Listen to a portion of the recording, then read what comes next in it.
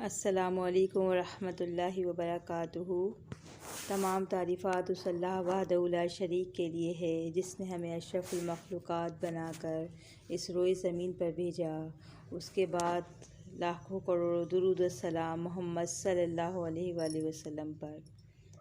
میرا آج کا موضوع ہے فجر اور ظہر کے درمیان میں اللہ تعالیٰ مسلمانوں کو کون سی نعمت سے نوازتے ہیں۔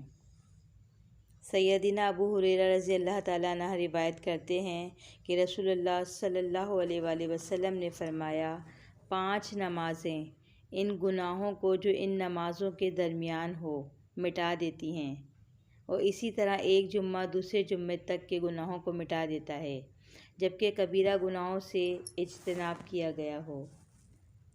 فجر کی نماز کے بعد جب ظہر پڑھیں گے تو دونوں نمازوں کے درمیانی عرصے میں جو بھی انسان سے گناہ اور خطائیں ہوتی ہیں اللہ تعالیٰ انہیں بخش دیتے ہیں۔ اسی طرح رات اور دن کے تمام صغیرہ گناہ نماز پنجگانہ سے معاف ہو جاتے ہیں۔ 5 نمازوں پر ہمیشگی مسلمانوں کے نامہ اعمال کو ہر وقت صاف اور سفید رکھتی ہے، حتیٰ کہ انسان نماز کی برکت سے آہستہ آہستہ صغیرہ گناہوں سے باز رہتے ہوئے کبیرہ گناہوں کے تصور سے کانپ اٹھتا ہے۔ سیدنا ابو ہریرہ رضی اللہ تعالیٰ عنہ روایت کرتے ہیں کہ رسول اللہ صلی اللہ علیہ وآلہ وسلم نے صحابہ رضی اللہ تعالیٰ عنہ سے فرمایا، بھلا مجھے بتاؤ، اگر تم میں سے کسی کے دروازے کے باہر نہر ہو اور وہ اس میں ہر روز 5 بار نہائے، کیا پھر بھی اس کے جسم پر میل باقی رہے گا؟ صحابہ رضی اللہ تعالیٰ عنہ نے کہا نہیں، تو آپ صلی اللہ علیہ وآلہ وسلم نے فرمایا، یہی مثال 5 نمازوں کی ہے، اللہ تعالیٰ ان کے سبب گناہوں کو معاف کر دیتا ہے۔ سیدنا انس رضی اللہ تعالیٰ عنہ سے روایت کرتے ہیں کہ ایک شخص نے رسول اللہ صلی اللہ علیہ وآلہ وسلم کی خدمت میں حاضر ہو کر عرض کیا کہ میں نے گناہ کیا اور بطور سزا میں حد کو پہنچا ہوں، لہٰذا مجھ پر حد قائم کریں۔ تو آپ نے اس سے حد کا حال دریافت نہ کیا، یہ نہ پوچھا کہ کون سا گناہ کیا ہے۔ اتنے میں نماز کا وقت آ گیا۔ اس شخص نے آپ کے ساتھ نماز پڑھی۔ جب آپ نے نماز پڑھ لی تو وہ شخص پھر کھڑا ہو کر کہنے لگا، اے اللہ کے رسول، تحقیق میں حد کو پہنچا ہوں، لہٰذا مجھ پر اللہ کا حکم نافذ کیجیے۔ تو آپ نے فرمایا، کیا تو نے ہمارے ساتھ نماز نہیں پڑھی؟ اس نے کہا، پڑھی ہے۔ تو آپ نے فرمایا، اللہ نے تیرا گناہ بخش دیا۔ سبحان اللہ۔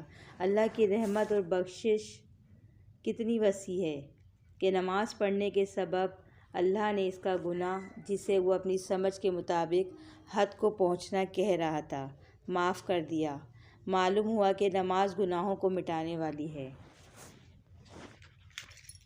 سیدنا عمر رضی اللہ تعالیٰ عنہ سے روایت ہے کہ رسول اللہ صلی اللہ علیہ وآلہ وسلم نے فرمایا، بندہ جب نماز پڑھنے کے لیے کھڑا ہوتا ہے تو اس کے گناہ اس کے سر اور کندھوں پر آ جاتے ہیں، پھر جب وہ رکوع یا سجدہ کرتا ہے تو یہ گناہ مٹ جاتے ہیں، یعنی معاف ہو جاتے ہیں۔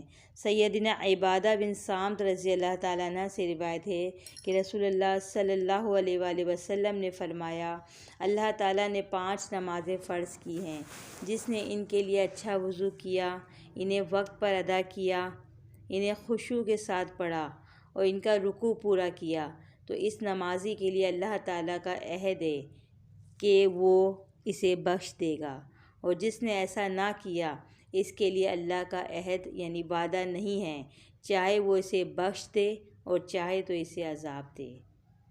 سیدنا عبارہ بن رویبہ رضی اللہ تعالیٰ عنہ روایت کرتے ہیں کہ رسول اللہ صلی اللہ علیہ وآلہ وسلم نے فرمایا، جو شخص آفتاب کے طلوع و غروب سے پہلے فجر اور عصر کی نماز پڑھے گا، وہ شخص ہرگز آگ میں داخل نہیں ہوگا۔ سیدنا عثمان رضی اللہ تعالیٰ عنہ سے روایت کرتے ہیں کہ رسول اللہ صلی اللہ علیہ وآلہ وسلم نے فرمایا، جس شخص نے نماز عشاء با جماعت ادا کی تو اس کے لیے اتنا ثواب ہے کہ گویا اس نے آدھی رات تک قیام کیا، اور جس نے صبح کی نماز با جماعت پڑھی تو اتنا ثواب پایا کہ گویا اس نے تمام رات نماز پڑھی۔ رسول اللہ صلی اللہ علیہ وآلہ وسلم نے فرمایا، جس شخص نے صبح کی نماز پڑھی وہ اللہ کے ذمے عہد و امان میں ہے، یعنی اللہ تعالیٰ اسے امن میں رکھتے ہیں۔ سبحان اللہ۔ سیدنا ابو ہریرہ رضی اللہ تعالیٰ عنہ روایت کرتے ہیں کہ رسول اللہ صلی اللہ علیہ وآلہ وسلم نے فرمایا، تمہارے پاس فرشتے رات اور دن کو باری باری آتے ہیں۔ وہ آنے اور جانے والے فرشتے نماز فجر اور نماز عصر میں جمع ہوتے ہیں۔ جو فرشتے رات کو تمہارے پاس رہے اور وہ آسمان پر جاتے ہیں تو ان کا رب ان سے پوچھتا ہے، حالانکہ اللہ اپنے بندوں کا حال خوب جانتا ہے، تم نے میرے بندوں کو کس حال میں چھوڑا؟ وہ کہتے ہیں، ہم نے انہیں اس حال میں چھوڑا کہ وہ نماز پڑھ رہے تھے، اور ہم ان کے پاس اس حال میں گئے کہ وہ نماز پڑھ رہے تھے۔ سبحان اللہ۔ سیدنا ابو ہریرہ رضی اللہ تعالیٰ عنہ سے روایت ہے کہ رسول اللہ صلی اللہ علیہ وآلہ وسلم نے فرمایا، منافقوں پر فجر اور عشاء سے زیادہ بھاری کوئی نماز نہیں۔ اگر انہیں ان نمازوں کا ثواب معلوم ہو جائے تو وہ ان میں ضرور پہنچے، اگرچہ انہیں زمین پر گھسٹ کر ہی کیوں نہ آنا پڑے۔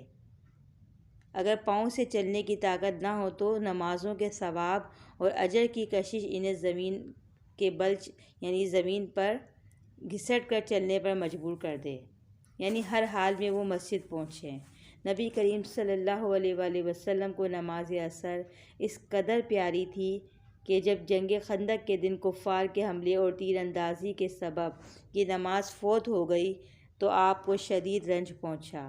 اس پر نبی اکرم صلی اللہ علیہ وآلہ وسلم کی زبان مبارک سے یہ الفاظ نکلے، ہمیں کافروں نے درمیانی نماز یعنی نماز عصر سے باز رکھا حتیٰ کہ سورج غروب ہو گیا، اللہ تعالیٰ ان کے گھروں اور قبروں کو آگ سے بھر دے۔